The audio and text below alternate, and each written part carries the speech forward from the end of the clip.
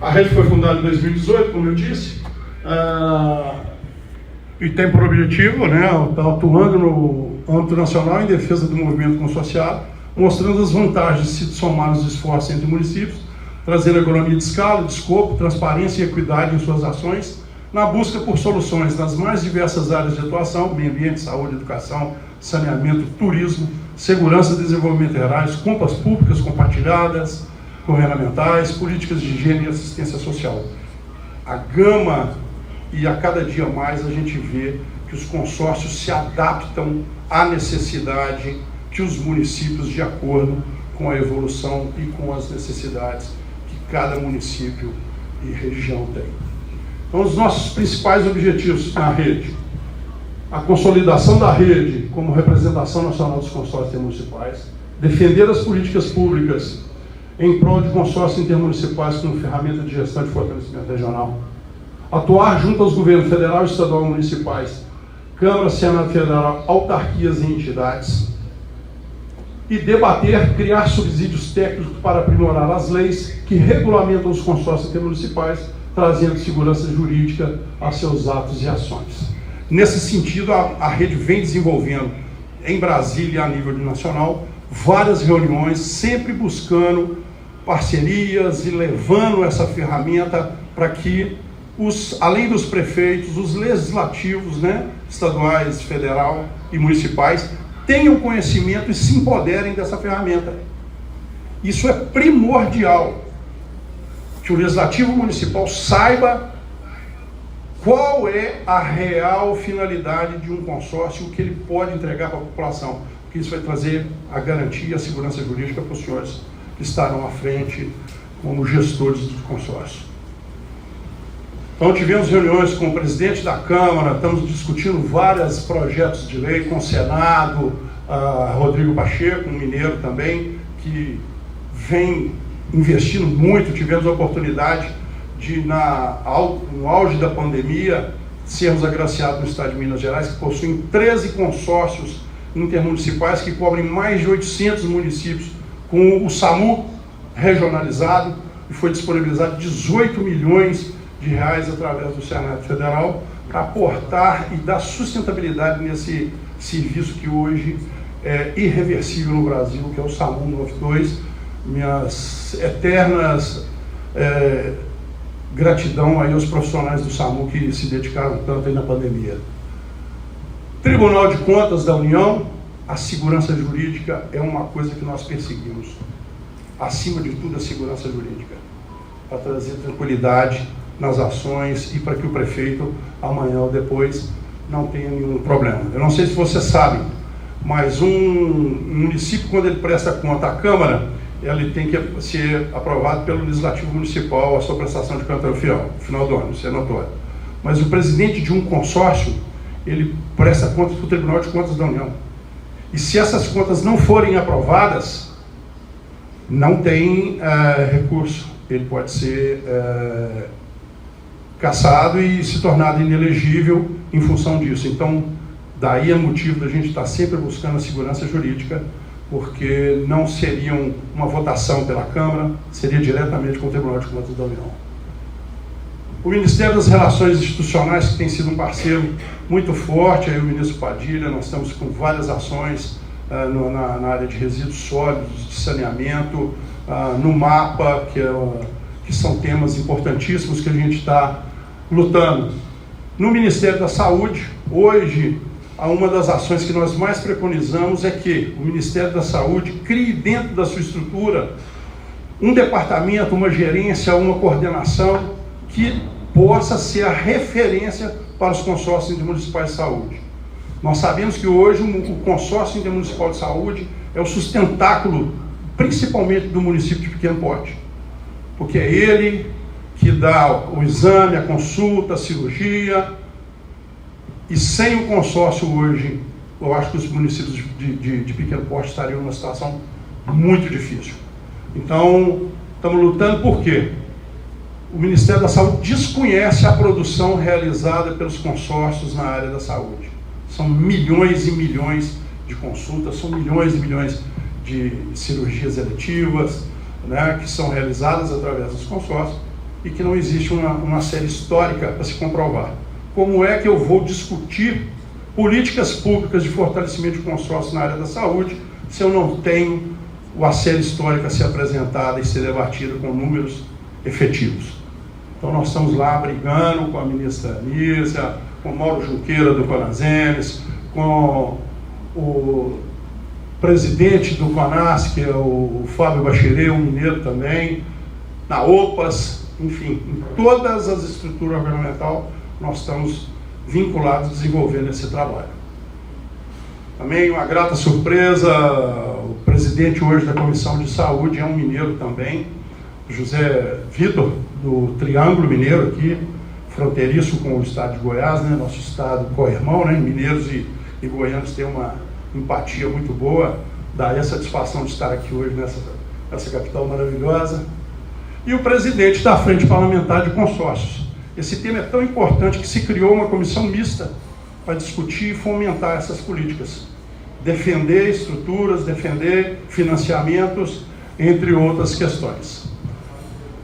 As câmaras e as assembleias legislativas hoje existe um projeto que se criem dentro dos estados também frentes parlamentares estaduais para estarem defendendo essas políticas dentro das suas secretarias, dentro das suas especialidades. Parcerias internacionais, como a Comunidade Comum Europeia, que vamos ter em breve um seminário junto com a doutora Pilar, aqui deixar meu agradecimento à presidenta da Comunidade Comum Europeia. Nós faremos em breve um evento com a comunidade, onde vamos estar trazendo palestrantes internacionais, nacionais, para falar de vários temas, inclusive da sustentabilidade, que foi citado aqui pelo nosso interlocutor, que é fundamental. Câmara Brasil-China, com toda a tecnologia, o mercado europeu, o mercado chinês, com certeza podem trazer várias situações. Um exemplo da Comunidade Comum Europeia, a Câmara e a Eslováquia, estão desenvolvendo um projeto de uma mineradora urbana. Vocês sabem que uma mineradora urbana hoje tem um estudo que fala que existe mais metais preciosos acima do perfil da superfície que subieram. Onde está isso? No lixo eletroeletrônico. Uma mineradora é uma tecnologia da Eslováquia, onde ela recolhe esse resíduo eletroeletrônico e apura esses metais preciosos. Hoje esse processo se dá através de contêineres e contêineres com lixo eletroeletrônico que vão para a China, que vão para o Japão, e a gente está tentando trazer essa tecnologia através de consórcios, fazendo com que os consórcios sejam os polos capilares e captadores desse lixo eletrônico, que o prefeito não sabe onde vai disponibilizar esse lixo, ter um local e um fim adequado. As principais conquistas da rede: a criação do serviço de inspeção animal, foi um projeto desenvolvido em Arinos, e que a ex-ministra Tereza Cristina abordou, abraçou, e hoje é um sucesso a nível de Brasil.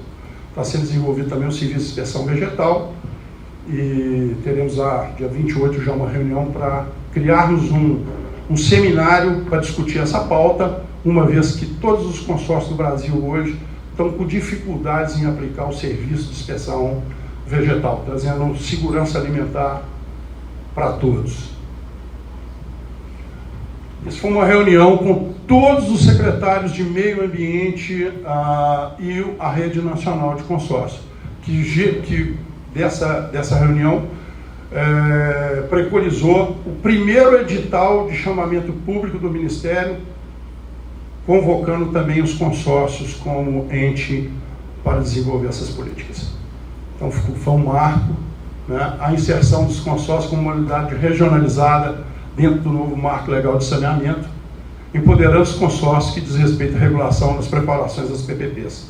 Foi um trabalho do Juninho Zuliani, que era o presidente da Frente Nacional, da Frente Parlamentar de Consórcios na Câmara. O realinhamento do custeio do SAMU. Agradecer aqui de público ao senador Confúcio Moura, do estado do Roraima, que era o relator da dotação orçamentária da União e que disponibilizou 1,5 milhão. Os SAMUs do Brasil estavam em ponto de parar o seu serviço, porque desde 2003 não havia realinhamento e o peso total de oneração estava caindo em cima dos municípios. Isso providenciou um acréscimo de 30% e que deu continuidade. Posso deixar de citar a Carmen Zanotto e a Leandro Del Ponte, Santa Catarina e Paraná, que atuaram de forma brilhante conosco nessa briga. Assegurar aos consórcios a continuidade a poder participar de grupos de trabalho formados pelo governo federal. Em um dado momento, queriam tirar essa competência dos consórcios e nós tivemos que ter uma reação política, né, trabalhando no gabinetes de deputados, senadores, para que isso não ocorresse, porque existia um projeto de lei que execrava os consórcios para a execução de políticas públicas. O apoio da PL 1453, o que é isso, gente? Essa PL, para se você fazer qualquer alteração em um consórcio público, tem que ser aprovado por todas as assembleias, por todas as câmaras municipais dos municípios que compõem os consórcios. Hoje não mais, passou a ser 50% mais um, que vai trazer mais agilidade nas ações e é uma grande conquista dos consórcios.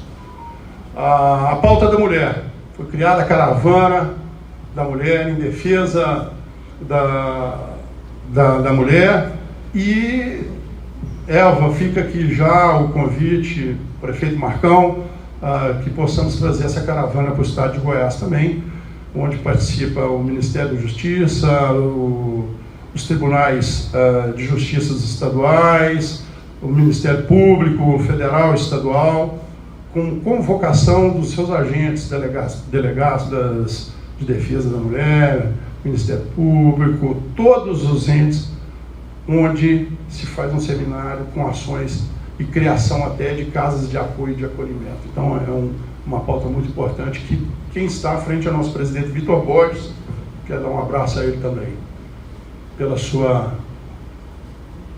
exímia participação em tudo, a sua dedicação aos consórcios. O projeto de lei que acabou com o CALC antigamente, se um município dentro do consórcio tivesse contaminado com qualquer dívida, todo o consórcio se contaminava. E hoje não mais.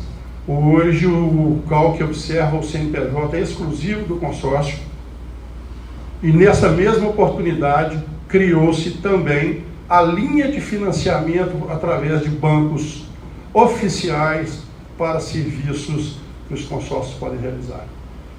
Então não se contamina, o consórcio hoje tem personalidade própria para procurar BNDES, Caixa Econômica e outras instituições. Isso foi uma parceria fantástica com a USP, né, com a FIA, com a Marinha Brasileira. Nós, através do ministro Marcos Montes, da Ciência e Tecnologia, conseguimos um financiamento para a USP de R$1 milhão, que foi possível desenvolver o Inspire. O Inspire é um respirador de tecnologia toda brasileira, desenvolvida dentro da USP, e montado e fabricado pela Marinha Brasileira. Nós tivemos a oportunidade de distribuir mais de 1.000 respiradores em plena pandemia, quando não existia respirador em lugar nenhum do mundo. Aqui também, né, Eva? Maravilha. Estamos aí salvando vidas também. Aqui nós estamos com o apoio da PL 196. Gente, essa PL ela é fundamental para os consórcios. Aqui nós estamos acompanhados aqui do relator, o senador Eduardo Gomes, do Tocantins, que foi o relator dessa PL. Essa PL teve aprovação de 100% na Câmara Federal. E o que diz essa PL? O âmago dela, qual que é a essência dela? Faculta ao deputado, ou ao senador, ou ao legislador, a que faça emendas impositivas diretamente ao consórcio, sem ter que passar pelo fundo municipal, porque na hora que um deputado faz uma emenda para um município, ele afeta o teto MAC dele e o município fica congelado. Se vai para o fundo estadual, às vezes é desviado esse recurso não chega na sua finalidade, que é o consórcio. Eu acho que todos aqui já viveram isso de alguma maneira.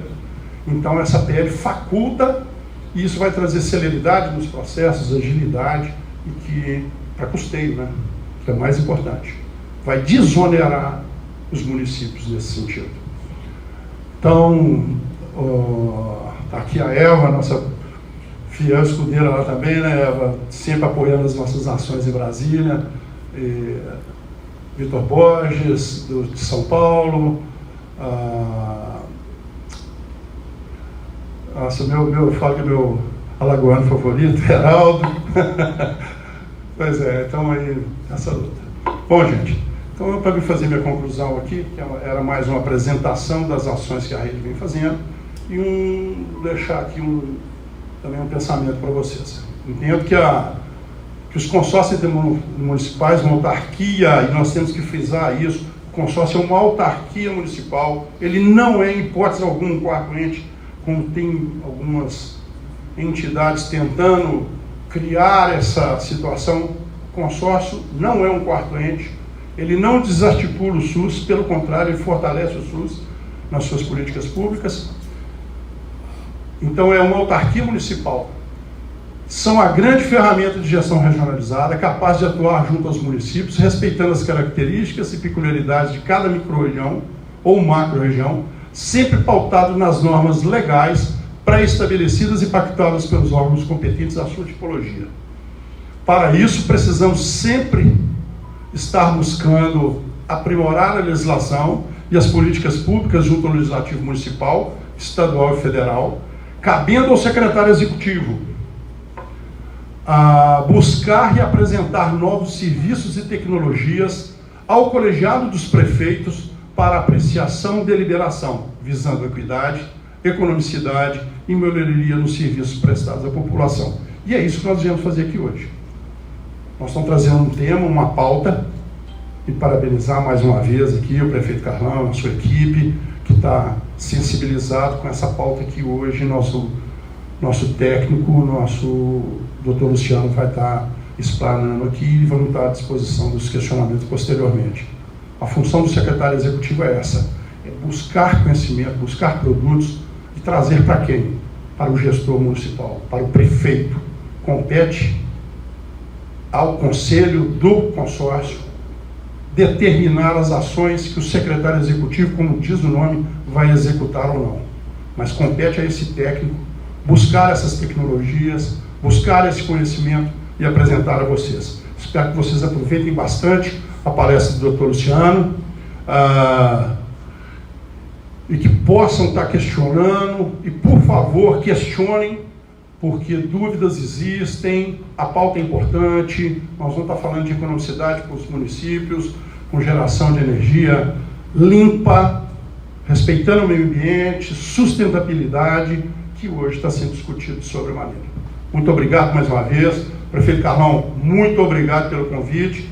Espero que nós possamos estar contribuindo de alguma maneira para os municípios e para os consórcios do Estado de Goiás. Muito obrigado. Nós aqui agradecemos ao senhor Narcélio Alves Costa, vice-presidente da Rede Nacional de Consórcios Públicos, né, falando sobre um tema que realmente é bastante importante. Bom, agora também entra em pauta, já aquele tema que nós falamos no início, né, que é exatamente a questão da energia fotovoltaica em prefeituras, como fazer, viabilidade, legislação, instrução processual e também contratação de consórcio. E para falar sobre esse assunto, nós estamos aqui com o Dr. Luciano Rocha. Ele é engenheiro eletricista, ele que é formado pela Universidade Federal de Goiás e MBA em Gestão Empresarial pela Universidade Federal do Rio de Janeiro, pós-graduado em Política e também Estratégia Nacional, pós-graduado em Regulação do Setor Elétrico Brasileiro, membro dos Conselhos do Sebrae do Tocantins, da FIETO, e também consumidor de energia elétrica do Tocantins, e ainda consultor de energia renovável da RNCP e também da FIA, que é exatamente a Fundação Instituto de Administração em cooperação com a USP. Lembrando mais uma vez que você que está participando aí através da internet de forma virtual, no final pode também aí interagir com o Dr. Luciano e fazer aí os seus questionamentos. Felicidade. Bom dia a todos, prazer estar aqui. Obrigado, prefeito Carlão, presidente, a todos os prefeitos que estão aqui, todos que estão online. Com muito prazer que a gente traz esse tema da energia fotovoltaica, Eu, como engenheiro eletricista, formado aqui na UFG, já andei por várias partes aí do país. Isso é um pouquinho do currículo, algumas pós-graduações. Terminei recentemente agora uma pós-graduação sobre regulação do setor elétrico brasileiro, lá na UFRJ, junto ao Grupo de Gestão do Sistema Elétrico Brasileiro, que é um grupo que trabalha junto no Ministério de Minas e Energia, na ANEEL, em programas de pesquisa e desenvolvimento lá do setor elétrico brasileiro.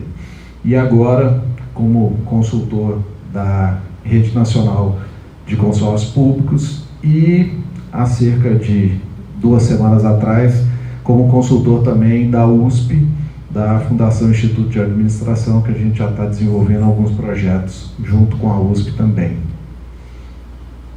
Bom, só uma passada bem simples, acho que a maioria já conhece, mas para quem ainda não teve um contato com o sistema fotovoltaico, basicamente nós temos módulos fotovoltaicos, que são placas que recebem a luz solar, convertem a luz solar em energia, da energia fotovoltaica aqui em corrente contínua. Temos o inversor que converte essa energia em corrente contínua para corrente alternada, joga no quadro de comando. Daqui nós temos a geração e o consumo durante o dia, quando temos sol, ao mesmo tempo. Depois, o excesso de produção de energia durante o dia, ele vai para a rede da distribuidora, e aqui a gente tem um medidor bidirecional. Por que bidirecional? Porque ele permite que você ceda energia para a rede da distribuidora e em algum momento você consuma energia da rede da distribuidora. Por isso ele precisa ser bidirecional. Os relógios mais antigos, eles são monodirecionais. Você só consome energia da rede da distribuidora. Por isso houve a necessidade dessa troca aqui do sistema bidirecional. Bom, outro ponto muito importante que precisa ser entendido.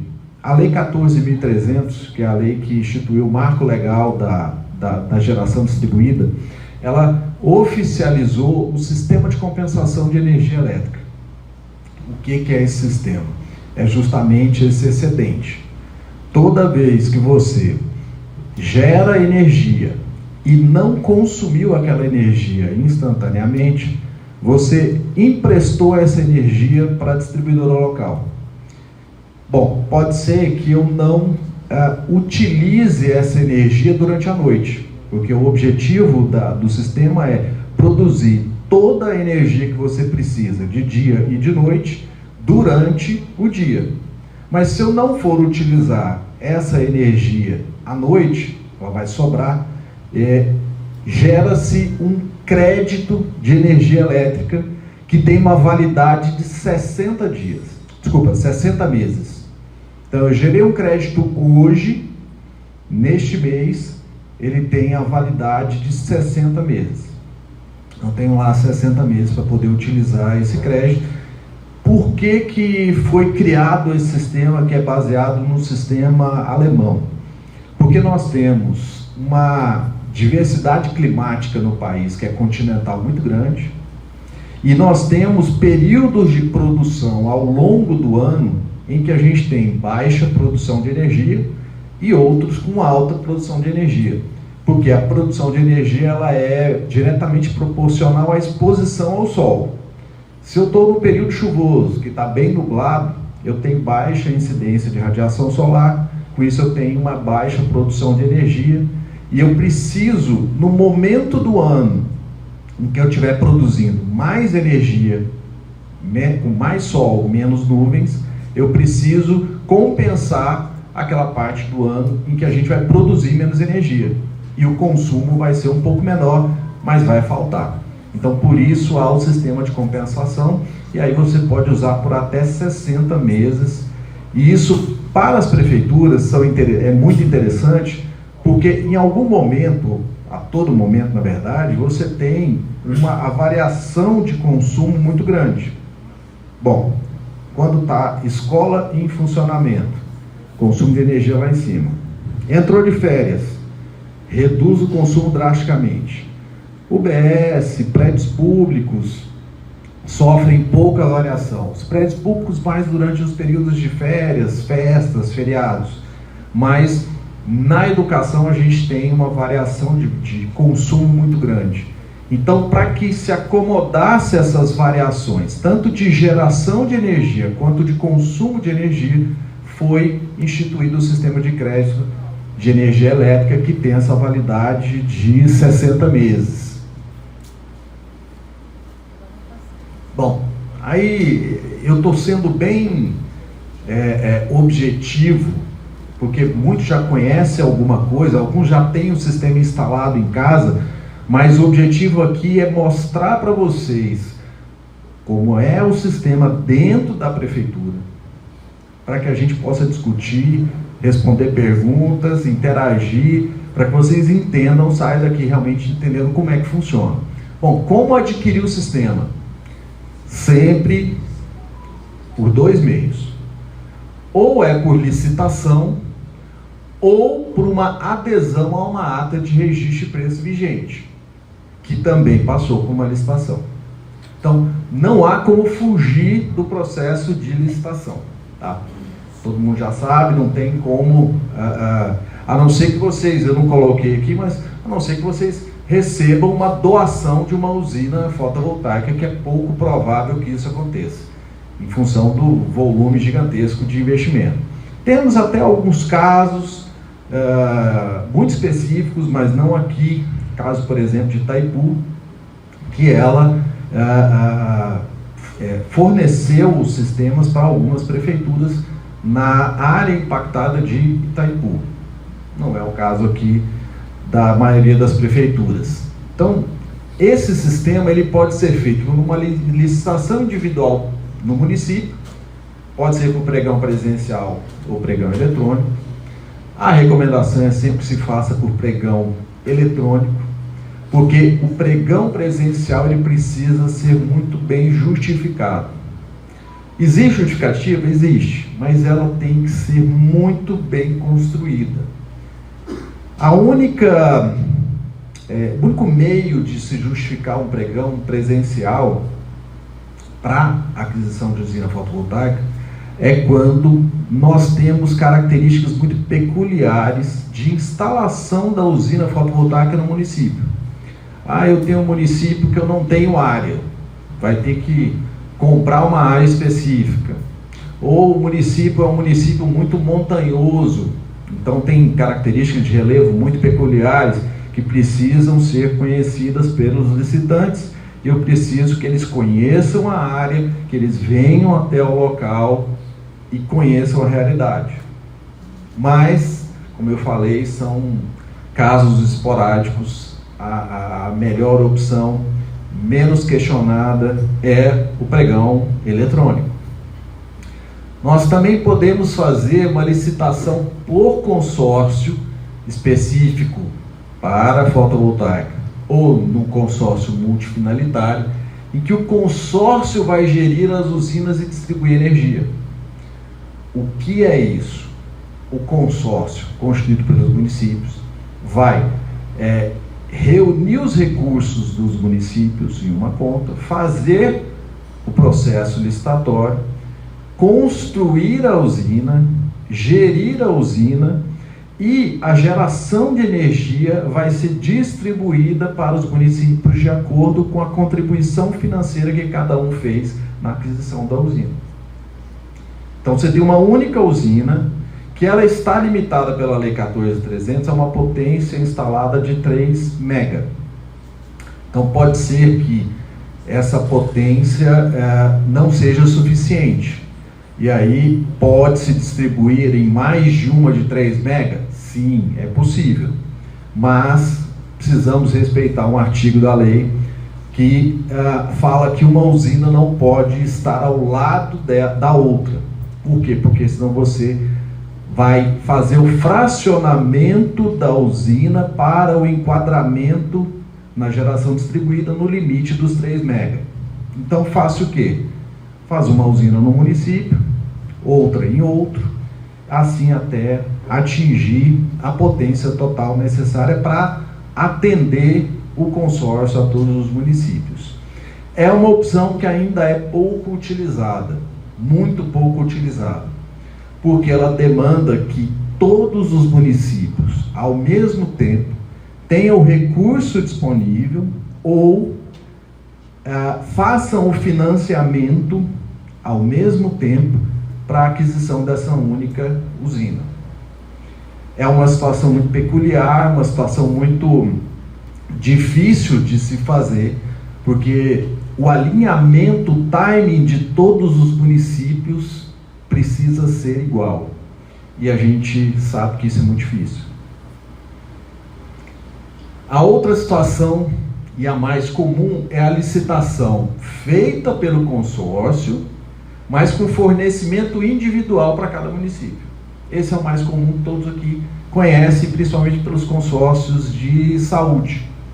Então, o consórcio faz a licitação de toda a demanda que os municípios têm somada, e depois, individualmente, de acordo com a necessidade de cada município, com o tempo de cada município, o município faz a contratação daquilo que lhe foi reservado na potência total que foi licitada pelo consórcio. Bom, e por último, também da mesma forma como o pregão presencial ou eletrônico, recomendamos o pregão eletrônico, que é muito mais célere, muito mais transparente, para que todos fiquem resguardados e sem problemas com os órgãos de controle. E a última opção, que é a adesão a uma ata de registro de preços vigente. Para alguns municípios isso é mais rápido também, porque evita todo o trabalho, o processo licitatório, que geralmente ele é um pouco moroso, um pouco mais trabalhoso para o município.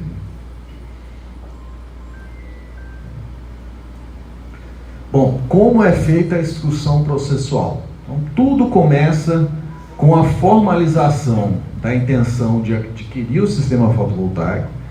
Isso aqui serve tanto para o município individualmente, quanto para o consórcio que quer fazer. A diferença é que o município vai fazer um estudo de consumo para realizar o estudo técnico preliminar, ou o projeto básico, tanto faz, dentro do município.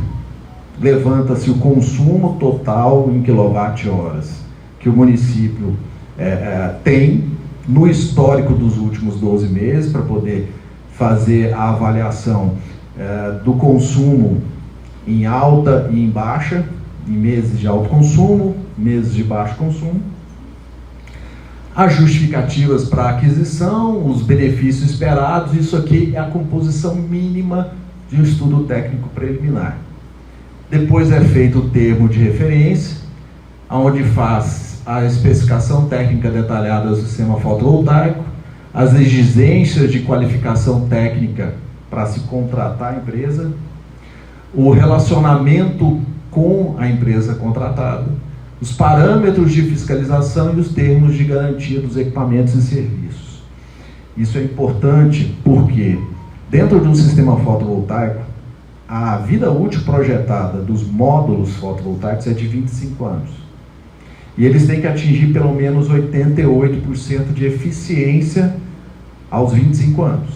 Já os módulos fotovoltaicos, são os dois principais sistemas, módulo fotovoltaico e inversor. Os inversores, eles têm uma vida útil projetada entre 10 e 12 anos, dependendo do fabricante. Então é importante definir essas garantias mínimas de fabricante, para que se tenha essa vida útil resguardada do investimento. É um investimento alto, é um investimento em um ativo de longuíssima duração, de 25 anos. Então é preciso tomar muito cuidado na especificação técnica dos equipamentos e na hora de estabelecer esses tempos, esses termos de garantia desses equipamentos. Bom, quem pode assinar o estudo técnico preliminar e o termo de referência? De acordo com a legislação vigente, somente o engenheiro eletricista pode assinar. A gente tem visto diversas licitações em que o secretário de administração, o secretário de infraestrutura, o responsável pela iluminação pública, que não é engenheiro eletricista, assina esses documentos. E tanto os tribunais de conta dos municípios, como é o caso daqui, ou o Tribunal de Contas do Estado, ou órgãos de fiscalização e controle, controladorias e tudo mais, têm cancelado esses certames porque ele tem um vício na origem, que é o responsável pelos estudos e pelo termo de referência. Então é necessário que o engenheiro eletricista assine esses documentos, tá? E depois faz ali o ajuste do edital, publicações e tudo mais, para que se faça o certame junto à comissão de licitação. Gente, alguma dúvida? Pode perguntar.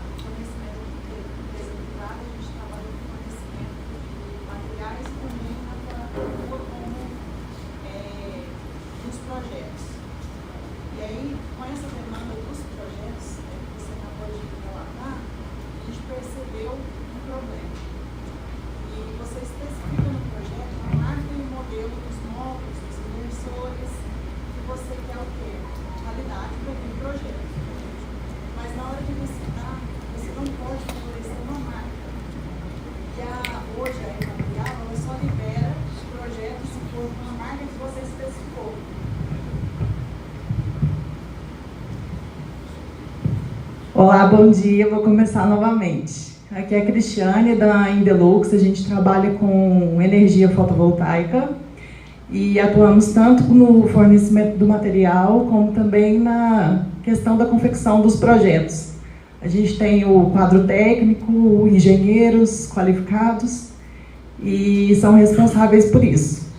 E a gente se esbarrou por um problema, porque especificamos lá alguns módulos e inversores que tinham marca específica e a Equatorial libera o projeto com aquela marca específica. Mas na hora de licitar, desculpa, só um minutinho. Mas na hora de licitar, eles não podem favorecer uma marca. Então isso é um problema muito grande que a gente tem enfrentado. Como a gente pode resolver?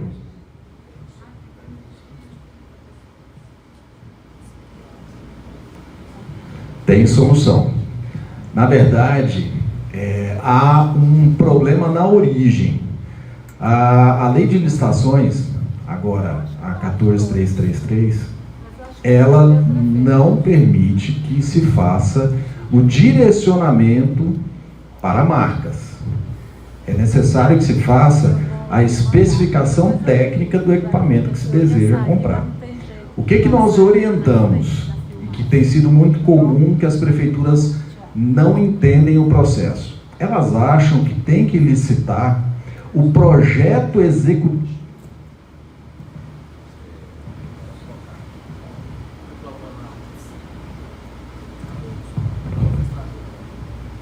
Alô? Microfone, por favor. Já está aí.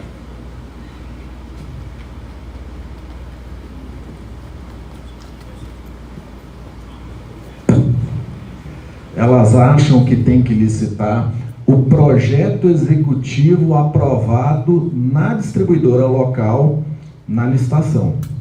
E isso não é correto. Por que não é correto? Exatamente pelo ponto que você falou. Porque você, na hora de aprovar o projeto na distribuidora local, você tem que informar o equipamento, marca, modelo, certificação do Inmetro e tudo mais. E nesse momento você está direcionando e limitando a participação de empresas que não têm acesso, às vezes, àquele equipamento a participar da licitação. Qual a orientação que a gente faz? Que seja listado no projeto básico, no estudo técnico preliminar, o estudo de consumo, que define a quantidade de quilowatt-horas mês médio que a prefeitura precisa, e isso leva a potência total em quilowatt-pico que a prefeitura precisa contratar. Ali ela faz a especificação genérica de todos os equipamentos, e com isso você traz todos os elementos básicos necessários, cumpre a lei de licitações para que seja feito a licitação.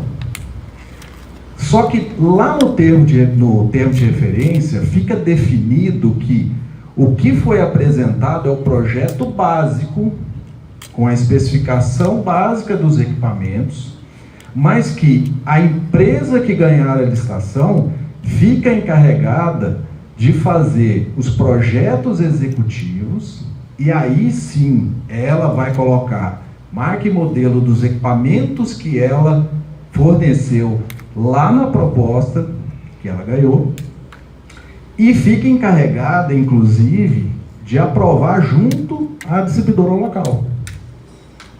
Você elimina esse problema. Então, o problema está na origem, lá na elaboração do termo de referência e no entendimento da equipe técnica da prefeitura em ter que licitar o projeto executivo. Mas não, ela vai licitar baseado num projeto básico, num estudo de consumo, numa definição da especificação básica dos equipamentos, e essa especificação não pode ser limitada a um único equipamento. Por isso você trabalha com faixas, por exemplo, módulo fotovoltaico. Pode ser apresentado de potência de 500 watts a 660 watts. Inversores, pode ser inversores de 10 kW a 100 kW. A especificação técnica tem que ser feita dessa forma, para que não haja problema nem para o gestor e nem para a empresa que ganhar a licitação. Então a gente resolve esse problema do termo de referência, do projeto básico, quando você usa essa metodologia. O projeto executivo vai ser feito pela empresa que ganhar a licitação. Até porque nós temos um outro argumento. Como a gente tem sérios problemas de conexão dos sistemas fotovoltaicos com as distribuidoras, de aprovação do local, às vezes o local, o circuito que ele vai ser ligado está sobrecarregado. E aí não tem como aprovar naquele local que a prefeitura queria um sistema fotovoltaico. Você ganha maleabilidade para poder escolher outros locais de acordo com a disponibilidade de conexão oferecida ou a ser aprovada na distribuidora local. Entendido? Pode falar. Aproveitando esse gancho aí em relação ao local que a prefeitura escolhe para poder fazer o parque fotovoltaico, assim, nas cidades pequenas, as áreas das prefeituras são poucas, né, disponíveis para esse tipo de parque. Eu estou te citando um exemplo de Novo Planalto, que é a cidade que eu represento aqui, eu sou engenheiro da prefeitura lá, e o prefeito tinha vontade de fazer num determinado local, no chão mesmo, não tinha intenção nenhuma de distribuir em telhados, e a gente viu uma certa dificuldade em termos realmente dessa questão da infraestrutura da rede. Como resolver isso numa cidade pequena, né? Não tem tantas áreas disponíveis, teria-se que fazer, a própria prefeitura teria que incluir no seu projeto básico reforço de rede, aumento de transformadores. Como que seria? Vamos lá. Lembra que eu comentei um detalhe que chama simultaneidade de geração e consumo. O ideal é que se instale os sistemas fotovoltaicos no mesmo local onde se vai consumir aquela energia. Por quê? Em quase todos os estados brasileiros, quando você gerou a mais do que você consumiu, você entregou essa energia para a distribuidora, quando ela vai te devolver, o estado vai lá e tributa essa energia. E geralmente você tem 30% a menos que é a tributação. ICMS, PIS, COFINS. Então, quanto mais você gerar e consumir ao mesmo tempo, menos você tem que investir no sistema, um sistema maior, para compensar essa questão da tributação. Então, o raciocínio mais prático que a gente pode ter é instalar nos telhados das escolas, dos UBS, das feiras cobertas, dos prédios públicos. Esse deve ser o pensamento do técnico, para convencer o seu prefeito a fazer isso. Segundo, não, o meu telhado não suporta, é de madeira, ou precisa fazer uma reforma nele, não tem como. Aí, no edital, lá no termo de referência, é necessário que tenha uma descrição informando o seguinte, de que, caso haja necessidade de melhoria de rede, complemento por parte da prefeitura, de acordo com a legislação da ANEEL, que ela tem que fazer aporte financeiro, que a empresa que ganhou a licitação faça o aporte e receba da prefeitura acrescentado do PDI, que foi informado lá na proposta. Precisa ser colocado esse item, justamente por conta desses problemas de conexão que existem das distribuidoras. O Brasil, a gente está passando por um problema muito sério. A gente tem energia sobrando hoje na geração maior, nas usinas, nas eólicas, termoelétricas. Só que a gente está com problema de infraestrutura de distribuição dessa energia, principalmente em cidades pequenas. Essa infraestrutura ela é antiga, não foi atualizada, não foi renovada e não foi ampliada. E aí quando você tem esses sistemas fotovoltaicos sendo instalados dentro dessas redes das distribuidoras, você vai ter problema sério de conexão. A distribuidora local, no caso aqui é Equatorial, vai chegar e falar, olha, não consigo te atender porque o meu transformador é antigo, meu transformador não tem potência para poder você ligar essa usina fotovoltaica, e aí eu não consigo te atender no local. Geralmente a gente brinca, tecnicamente, que não é a gente que escolhe o local onde instalar a usina, é a usina que escolhe o local onde ela vai ser instalada. E a distribuidora é que bate o martelo final. Normalmente a gente faz 15, 20, 25 consultas de acesso na distribuidora local para sair 10, 12 confirmações. Aqui pode, aqui não pode, aqui pode, aqui não pode. Então isso é um problema, mas precisa haver previsão no termo de referência para transferir, na verdade, para aditivar o contrato e permitir que se faça esse complemento que às vezes é necessário de valor de aporte financeiro para se fazer uma extensão de rede, uma troca de transformador, alguma coisa assim, que a Equatorial vai falar assim, olha, tá aqui, custa isso, para eu te atender vai custar isso. E aí, se não houver essa previsão no termo de referência, a prefeitura vai ter que fazer uma dispensa de licitação, porque ela pode, porque a Equatorial ela é única, uma concessão única, faz a dispensa, mas aí é um custo a mais, não estava previsto, tempo a mais, e aí evita isso tudo fazendo essa previsão já no termo de referência. Bom, aí vamos falar, pode falar.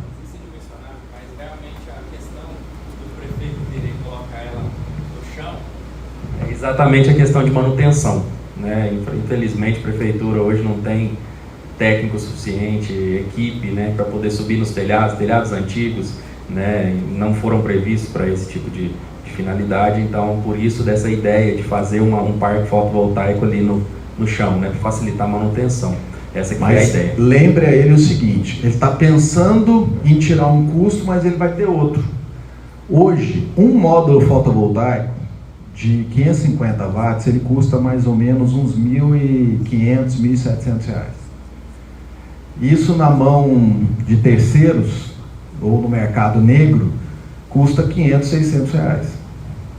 Durante a noite, um indivíduo mal intencionado vai lá, desconecta seu conector MC4, desparafusa a placa, leva embora, 2, 3, 4, ele faturou 3, 4 mil reais.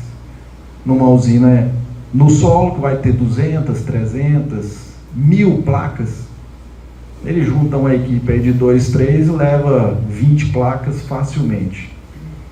Elas têm número de série? Tem, mas a prefeitura não patrimonia o número de série, então não vai ter como rastrear. Então ele vai deixar de gastar com a manutenção, mas vai ter que gastar com segurança. Ele vai ter que ter um link de satélite ou um ponto de internet ali, com câmera, com um sistema conectado numa empresa de segurança. Vai ter que ter cerca, concertina, controle de acesso. Ele vai ter que investir um pouco mais. Eu ainda insisto nos telhados, porque tem a questão da simultaneidade, tem a questão da segurança, que ele reduz esse investimento, mas pelo contrário, você tem essas limitações técnicas de telhados que estão velhos, antigos, que não suportam, e isso é um pouco mais complicado. Bom, viabilidade econômico-financeira. Existe uma situação, eu estou colocando aqui essa análise de viabilidade. Esse é um município de 7 mil habitantes, é um exemplo aqui. O investimento é de 4 milhões e 700 mil reais aproximadamente. É uma usina de 685 kW-peak. O que é o interessante disso aqui? O prefeito fez o financiamento, ele gastava mais ou menos em torno de 78 mil reais por mês de conta de energia, e ele vai pagar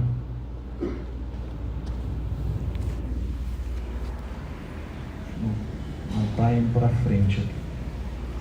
Consegue passar para mim, por favor? Olha aqui, está um pouquinho difícil de ver, mas aqui, ó, ele vai pagar inicialmente cerca de R$ 74.500 mês. Vamos lá, como é que funciona o financiamento? Existem basicamente hoje 2 linhas de crédito no mercado para as prefeituras. Banco do Brasil, que é o PEM, que é o Programa de Eficiência Municipal, ele tem até 3 anos de carência de pagamento do principal. Você vai pagar só o serviço da dívida, que é os juros, durante os 3 primeiros anos, e depois mais 7 anos de pagamento. E tem o Finisa da Caixa, que são até 2 anos de carência no principal, pagamento só dos juros também, e mais 8 anos para pagamento. Vale a pena? Vale. Ele pagava 78, começou pagando 75, aqui, hoje, é a taxa de juros. Como é que funciona a taxa de juros? Banco do Brasil está em torno de entre 165% e 170% do CDI. O CDI reflete praticamente a Selic, tá? Que hoje está em 11,25. E na Caixa Econômica, aí eu vou antecipar algo que alguns prefeitos vão passar aqui. Como o Banco do Brasil é o gestor do FPM, ele gere também recursos da educação, saúde, uma série de outras coisas. Eles ficam tranquilos, mantêm lá sua taxa em 165%, 170% do CDI. A Caixa Econômica, ela trabalha ali com 147%, 150%, 155% do CDI. Mas ela vai lhe pedir algumas contrapartidas. Ela vai lhe pedir para transferir a folha de pagamento para a Caixa, o recurso do Fundeb para ser gerido pela Caixa, o recurso do Fundo Municipal de Saúde para ser gerido pela Caixa. Ela vai querer que vocês transfiram algumas gestões de fundos para que ela baixe um pouco os juros. Tá? É interessante? Sim, é interessante, mas não é relevante. No final, vocês vão pagar... Bom, aqui, eu tenho aqui na anterior, esse aqui, ó, é o valor total. pegou 4.700.000, ao final de 10 anos, vai se pagar 8.138.000 reais. Ao final de 10 anos. Ou seja, quase dobrou. Banco do Brasil e Caixa Econômica, isso aqui no final de 10 anos dá 600 mil reais a mais. Então, vale a pena ou não vale? Eu tenho trabalhado muito com o Banco do Brasil, é muito mais ágil, muito mais rápido do que a Caixa Econômica, tá? E aí eu vou falar o porquê que é interessante essa agilidade por conta da legislação vigente nesse ano, tá? Mas existem essas duas linhas de financiamento. Acho que quase todos aqui devem ter pleiteado financiamento. Condições: precisa estar com o CALC redondinho, que é o Serasa aí do Serviço Público Federal. Todas as certidões precisam estar ok, CALC tem que estar ok, regularidade de precatórios precisa estar ok, que é uma certidão emitida pelo Tribunal de Justiça. Precisa não haver restrições internas dentro do banco. Alguns municípios têm algumas questões de contratos de consignado, que o município entrou como garantia, e aí o funcionário foi demitido, e o banco foi cobrar do município, não podia cobrar, ficou com restrição interna. Se for fazer financiamento, tem que regularizar essa situação. E a certidão para a operação de crédito emitida pelo Tribunal de Contas, no caso aqui do município, que consta a aplicação dos recursos mínimos, principalmente no último ano, no caso, no último período avaliado pela certidão. Principalmente o artigo 167A da Constituição, que é a relação despesa-receita, que ela precisa estar no máximo 95%. Se estiver superior, não contrata, tá?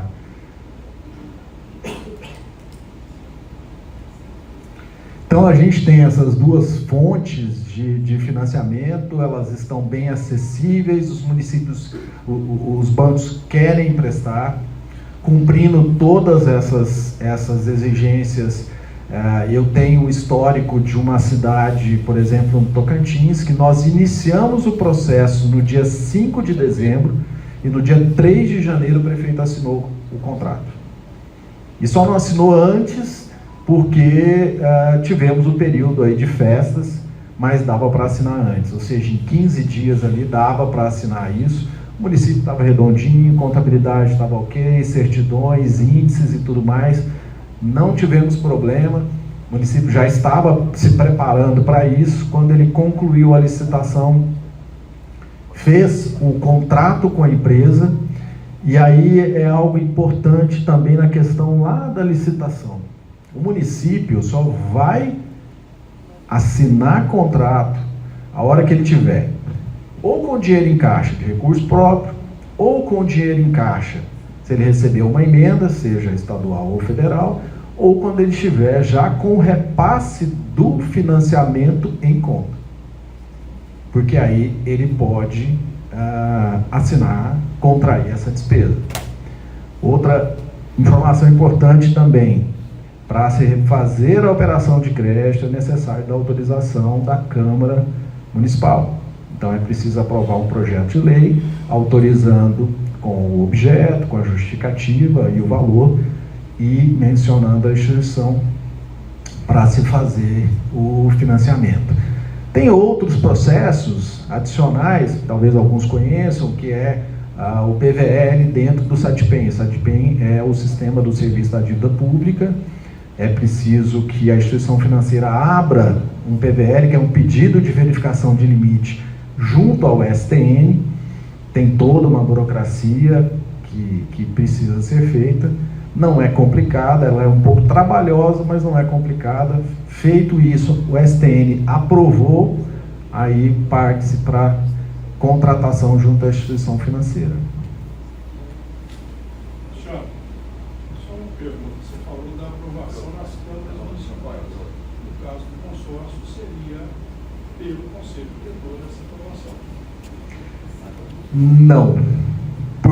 Por quê? A licitação é feita pelo consórcio. Ótimo. Se a contratação for feita pelo consórcio, sim.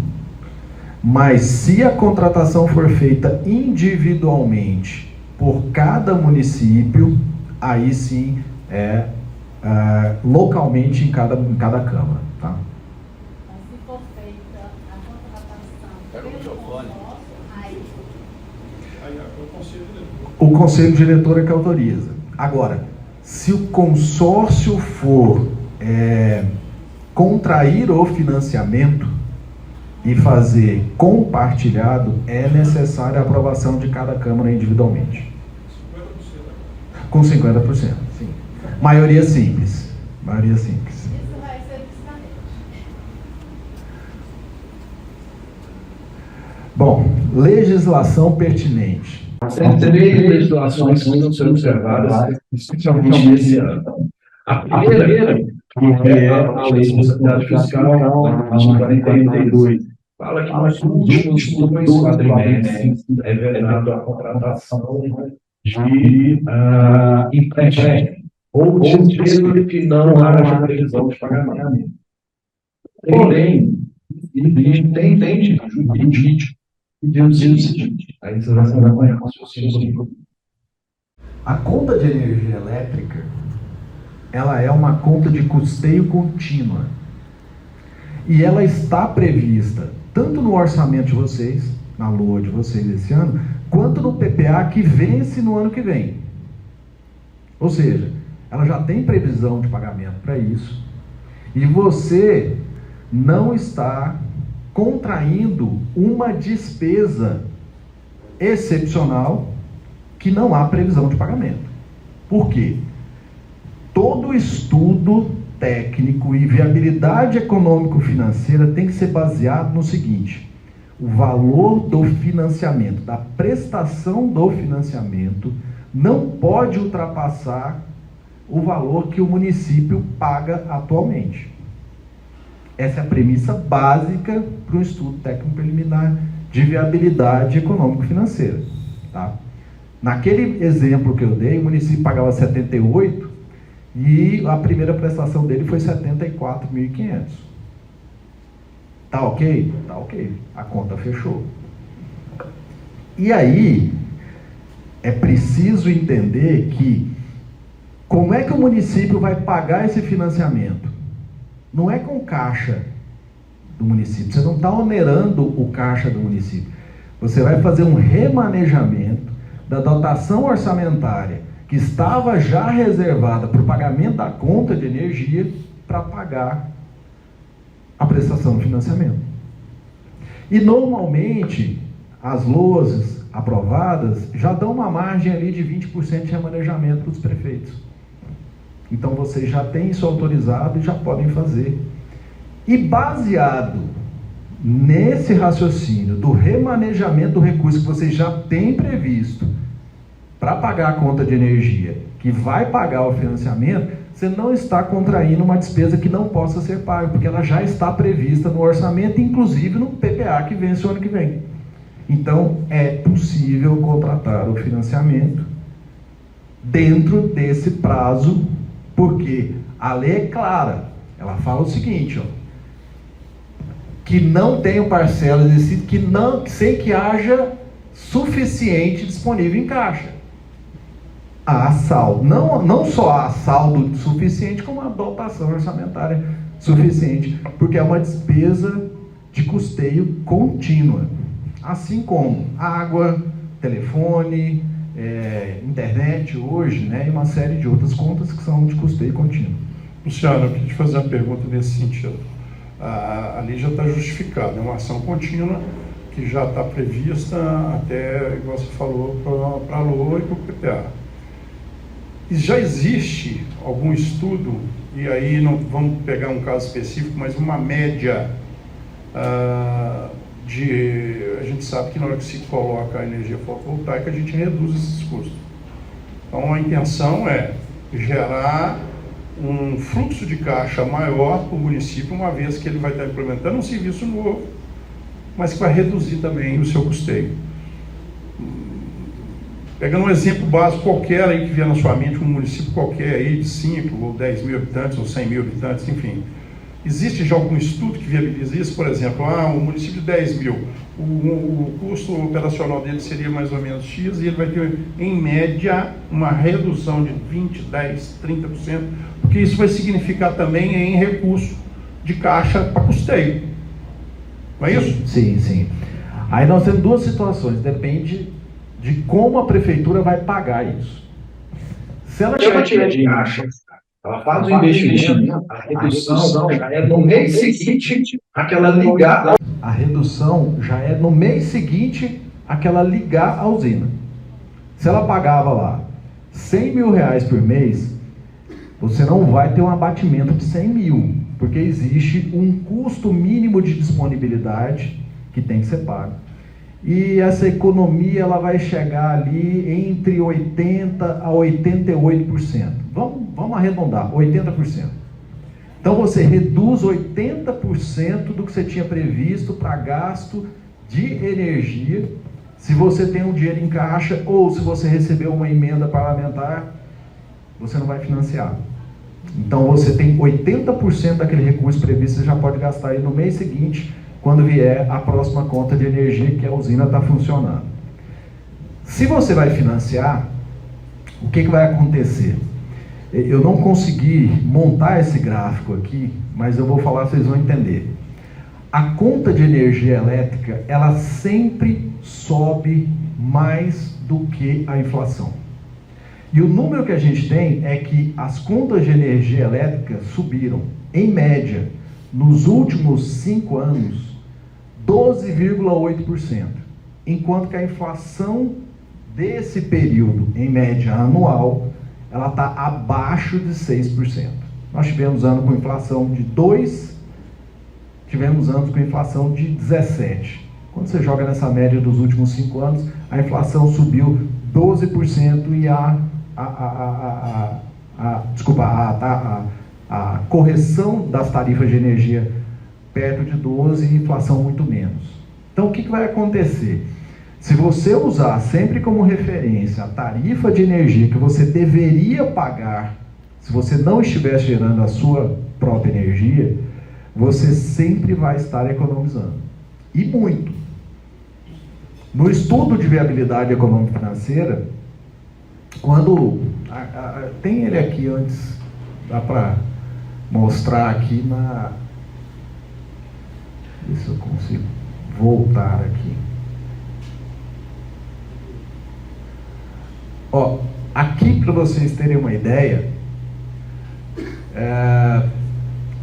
no primeiro ano aqui, ó, esse município vai economizar 218 mil reais, depois 344, aí aqui ele começou a pagar o principal.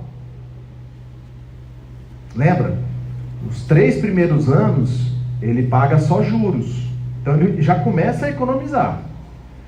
Aí ele começou a pagar aqui no terceiro ano o principal, ele economiza só 79, mas aí ele começa de novo a economizar. Ao final de 25 anos, descontado todo o pagamento de principal e juros, o município vai economizar 41 milhões e meio de reais. E é aqui que a gente mostra para a Câmara de Vereadores, que a gente mostra para o Ministério Público, que a gente mostra para o Tribunal de Contas, que é viável, que é interessante e que é importante fazer esse investimento. Porque olha que você pega aqui, ó, o fluxo de caixa acumulado, ele está negativo aqui porque está fazendo o pagamento do investimento. Está fazendo o pagamento do investimento. Quando chegou aqui, ó, no 9º ano, eu já paguei o investimento, atualizado, com juros e tudo mais, eu começo a ter acúmulo positivo. E olha aqui, ó, num ano, olha, um ano aqui, ó, o município vai economizando, ó, 1 milhão, 1 milhão e 900, porque aqui a gente está corrigindo a energia a essa taxa aqui, ó, 5,0%, 6,05%. Essa é a média. Isso nós estamos falando em média, porque a gente está falando de série histórica. Aqui em Goiás vocês tiveram situações aqui de ano que vocês pagaram acho que quase 17% de aumento. 17, 12, 11. Então nós estamos trabalhando com um número inclusive conservador aqui, ó. Tá? Aqui é onde a gente mostra que é muito viável. Que o prefeito, além de economizar na sua própria gestão, ele está promovendo uma economicidade a longo prazo para os próximos gestores.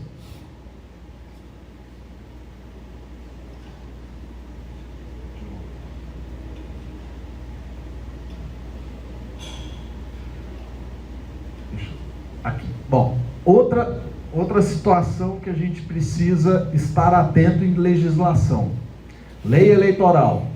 Vedada a contratação de operação de crédito entre o dia 30/8 e o fim da eleição. Vai depender da cidade, que tem primeiro turno ou segundo turno, mas a maioria aqui encerra no primeiro turno. E o PVL, que eu falei para vocês que é o pedido de verificação de limite lá no SADPEM, também tem que estar deferido até dia 30/8. Internamente, o Banco do Brasil definiu dia 30 de maio que ela é o prazo máximo que ela vai receber os pedidos de financiamento das prefeituras para que ela consiga cumprir os trâmites internos dentro do banco até o dia 30/8. Tá? Então, nesse caso específico de ano eleitoral em que é a eleição municipal, a gente precisa ficar atento às prefeituras que vão pegar financiamento para adquirir sua usina fotovoltaica, a esses prazos aqui. E a resolução 43 do Senado, que veda a contratação de operação de crédito, faltando 120 dias para o fim do mandato, que seria dia 2/9. Aí a gente tem um adendo nisso. Bom, passou dia 2/9, ninguém assina mais nada. A gente já tem uma data antes ali, que seria o eleitoral. Se esse ano não fosse eleitoral, a gente teria outras datas, mas nós temos um ano eleitoral e temos a questão do fim do mandato. Então essa aqui é a data limite, dia 2/9 já não assina mais nada.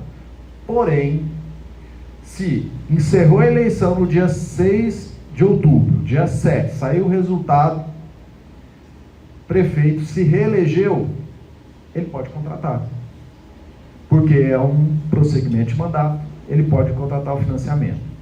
Prefeito não se reelegeu, não pode contratar financiamento.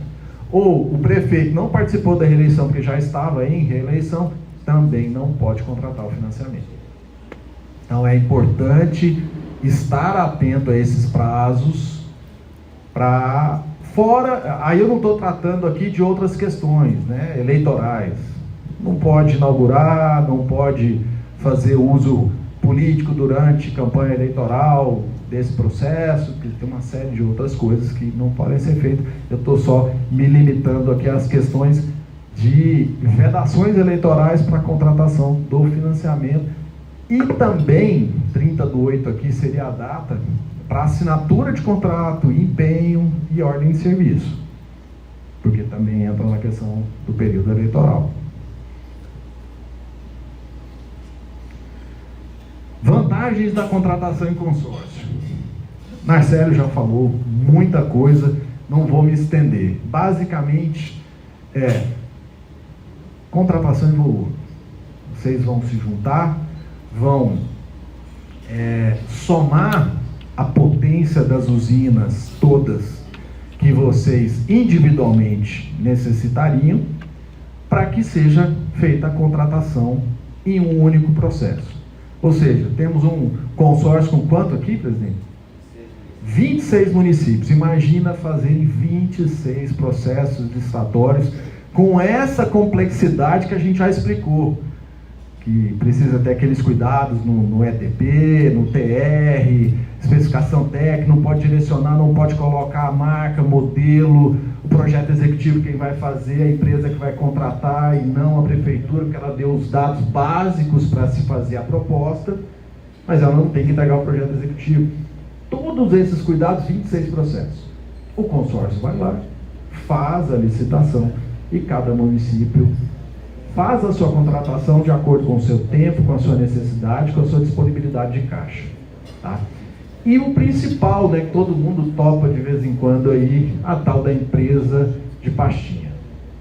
Esse é um câncer que não tem o que ser feito, porque a licitação, ela avalia documento, ela não faz visita na empresa.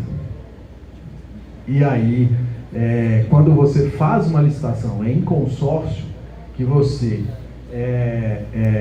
soma essas necessidades dos municípios, você eleva o nível de qualificação técnica que pode ser exigido legalmente, nível de exigência de capital social, de uma série de outras coisas. E aí as empresas de pastinha geralmente não conseguem cumprir. Existem outras questões mais específicas que a gente orienta, por exemplo, exigir um atestado de capacidade técnica com a CAT registrada no CREA do profissional. Lembrando, não existe CAT de empresa, não existe acervo técnico de empresa, existe sim demonstração de capacidade técnica operacional da empresa. Isso é legal de se exigir, mas CAT, a gente tem visto aí edital de licitação solicitando o CAT de empresa. É um documento que não existe. Existia no passado, até o CREA definiu, com fé, na verdade, definir, mas até hoje ainda tem edital solicitando o CAT de empresa. Então, precisa ter esse cuidado. E, como eu falei, a vantagem da contratação em consórcio é muito grande. Então, juntam-se vários municípios com a mesma finalidade, fazem esse estudo completo. Esse estudo ele pode ser feito através das contas ou pode ser feito por uma série estatística. Às vezes você não consegue reunir as 26, as contas de todas as unidades consumidoras vinculadas aos 26 municípios. Mas eu tenho aqui conta de 12 municípios. Eu crio uma série estatística, faço uma vinculação à população e aí eu tenho uma informação base para se estimar. Esse é um outro ponto muito importante. Quando é feito o estudo técnico preliminar, no estudo de consumo e a definição da potência que vai ser contratada, no caso de um consórcio de municípios, você pode fazer essa estimativa e você vai estimar aquela potência total de contratação. Porém, quando o município for fazer a sua contratação, ela tem que apresentar o estudo real daquele momento, representando os últimos 12 meses de quanto ela realmente gasta. Então, olha, lá no estudo do consórcio, o município A estimou-se que ele gastaria mensalmente 200 mil kWh mês. Ótimo. Até que se faça o estudo, que se faça o processo e tudo mais, o município estava com problema de certidão, não conseguiu. 9 meses depois que foi feito que foi gerado a ata de registro de preço, o município estava apto a contratar. Pode ter uma variação, tanto para mais quanto para menos, da carga que foi estimada para o município, da quantidade de quilowatt-hora. Por isso é necessário que o município faça, naquele momento da contratação, a avaliação do quanto ela realmente precisa naquele momento. Opa, não é 200 mil, eu hoje preciso de 225 mil kWh mês. É possível contratar? É possível. Porque, tendo a legislação dos registros de preço, existe uma margem que pode ser majorada a mais na contratação de cada item. Então, é uma vantagem muito grande essa contratação feita em consórcio, por conta de todas essas vantagens que existem. Se ganha na celeridade do processo licitatório, se ganha na qualificação técnica das empresas que vão participar, que são empresas que realmente tem uma maior chance de dar menos problema para a prefeitura. E a questão de contratar aquilo que ela precisa naquele momento. Como eu falei, pode ser a mais, mas pode ser a menos. Não, a minha iluminação na época do levantamento, ela não era de LED. E aí, depois que veio o levantamento, depois que veio a licitação, que eu estava pronto para contratar, nesse meio tempo eu troquei minha iluminação toda por LED, reduzi 25, 30, 40% da minha demanda de energia. E aí eu não preciso de 200, eu preciso de 165 mil kWh. Então isso é muito mais prudente, muito mais eficiente. E essa é a mensagem que a gente quer deixar junto com o Nacélio aqui, dessas vantagens em contratação em consórcio. É muito melhor do que você briga em conjunto, todos contra um, em vez de um brigar contra todos dentro de uma licitação. Gente, obrigado, eu estou à disposição de vocês para qualquer dúvida. Acho que ficou claro aqui todas essas vantagens da fotovoltaica, como instruir processo, como fazer todas essas burocracias que são necessárias, principalmente a questão técnica. Existem quesitos técnicos que são relevantes, que podem comprometer o processo licitatório, podem comprometer a contratação e podem comprometer o gestor, se não for tomado os devidos cuidados. Uma dúvida aqui. Como que fica a questão de ICMS em cima dessa geração de energia? Vai passar o microfone. Bom dia a todos, meu nome é Rodrigo, cidade de Corumbaiú. Como que fica a questão do ICMS em cima dessa geração de energia fotovoltaica? Tem a incidência ou não? Tem. A incidência é o seguinte: toda a energia que você gerar, que não for consumida no mesmo momento que ela foi gerada, que ela passar pelo relógio, ela vai ser registrada. No momento em que você requisitar ela de volta, que ela voltar para o relógio, ela vai ser tributada pelo Estado. Vai pagar o ICMS. Tá? Por isso que eu falei da questão da simultaneidade. Façam a alocação das usinas aonde vocês consomem. Porque, vamos fazer uma continha simples. Se você precisa de um investimento de 10 milhões de reais e você não coloca essas usinas nos locais onde estão sendo consumidos, você coloca elas remotamente. Eu não posso instalar no telhado, eu vou instalar nas áreas, nas APMs que tem aqui, e aí 100% da energia vai passar por lá. Ou seja, você vai perder 30% da energia gerada. Você vai ter que fazer um investimento na geração para ela gerar 30% a mais. E não é gastar de 10 milhões de investimento, não é gastar 3 milhões a mais, não. Você provavelmente vai gastar 5 milhões de reais a mais.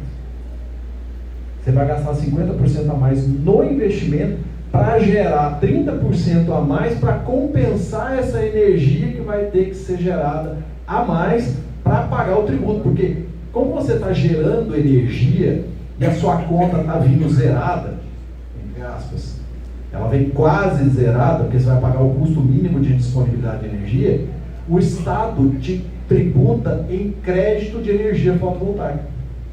É aquele crédito que eu falei. Então ele vai debitar a energia, recebe, e a concessionária usa aquela energia, transforma em reais e paga ao Estado o ICMS. Então, na hora de fazerem os seus ETPs, seus estudos de consumo, levem em consideração essa questão de projetarem os sistemas para onde está o maior consumo de energia. Ou seja, produzir energia e consumir antes de passar pelo medidor. Porque passou pelo medidor, o Estado vai meter a mão na sua energia lá. Lembrando que hoje já acontece isso, quando ele adquire e tal. Sim, não estamos falando de novidade nenhuma. Hoje, quem tem seu sistema fotovoltaico já pode olhar a sua conta que você vai ver. Você produziu 1000 kWh mês, O Estado, quando volta para você, ele vai voltar a 700, 720, dependendo do Estado, né? Tem estados aí que tem 32% de ICMS, tem estado que está com 22, 25, depende da alíquota de ICMS. Mais alguma pergunta, gente? Bom, meus contatos estão aqui, eu estou à disposição de vocês, não só como consultor da Rede Nacional de Consórcios Públicos, também pela USP, pela FIA, em parceria aqui com a Associação Goiana de Municípios, com o prefeito Carlão, para dar o suporte, para tirar as dúvidas de todo mundo quando for aí adquirir o sistema fotovoltaico dentro da prefeitura. Carlão, vou passar aqui para você fazer seus agradecimentos. Obrigado a todos.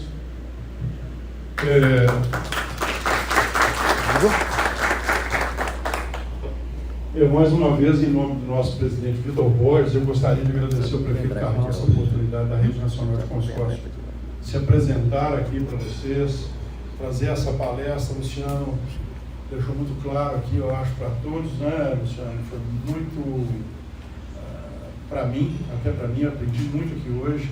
Então, agradecer a você mais uma vez essa parceria que você tem conosco e colocar a Rede Nacional de Consórcios à disposição dos consórcios municipais do Estado de Goiás.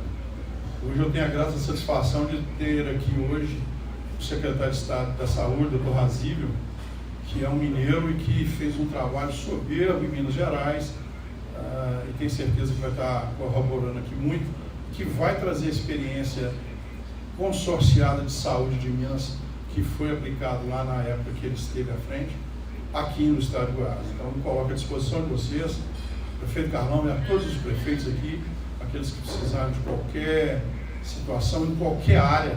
Hoje a rede possui técnicos capacitados em todos os níveis: elétrico, saúde, cooperação de manutenção de rodovias, quer dizer, a gama é muito grande. Um grande abraço a todos, muito obrigado mais uma vez, Eva, pelo convite, prefeito Carlão, e a todos que estão aqui conosco e de casa também. Falou, nós que agradecemos ao senhor Nacélio Alves e também ao Luciano Rocha por essas informações importantes. Falando de saúde, né? Uma novidade que em breve vai ter uma ampla discussão com os prefeitos. Nós tivemos essa informação já com o secretário de Saúde para se criar consórcios do SAMU no Estado de Goiás. Tá? Tudo bem? Eu fui diretor de um consórcio do SAMU em Minas. Mas funciona legal? Como é que é? São 86 municípios, referência para 1.600.000 habitantes. Se trata de economia de escala, o serviço é irreversível e traz um benefício para a população, uma coisa gigantesca. O Estado de Goiás vai ganhar muito com esse projeto e tenho certeza que vocês, prefeito, também vão poder ofertar uma assistência imediata de acolhimento, de regulação, que é mais importante, a regulação certa do SAMU que faz, as portas de entradas, toda uma rede estruturada, pactuada. Você vai parar com a ambulância branca correndo para cima e para baixo, tira a responsabilidade jurídica. Pode ampliar o sistema. Exatamente, é um ganho gigantesco. Parabéns para vocês. Mas esse é outro assunto da frente. Nos colocamos à disposição também para participar dos debates. Não faz parte porque exatamente é uma comprovação que o sistema de consórcio realmente funciona em todos os setores. Essa aqui é a verdade. Então, muito obrigado pela participação. Em nome do presidente Carlos Alberto, presidente da GM, em nome de toda a diretoria, a GM também está aqui à disposição para tirar qualquer dúvida, né? Se for possível, senão nós encaminhamos aí aos senhores para que façam isso, tá? Muito obrigado, portanto, obrigado a todas essas pessoas que estão nos acompanhando pela Zoom, pelo sistema virtual, pela internet. É importante a participação. Nós agradecemos a todos os senhores. Em nome da GM, em nome do presidente Carlos Alberto, em nome de toda a diretoria e de todos os servidores da GM, o nosso muito obrigado e que Deus nos ilumine.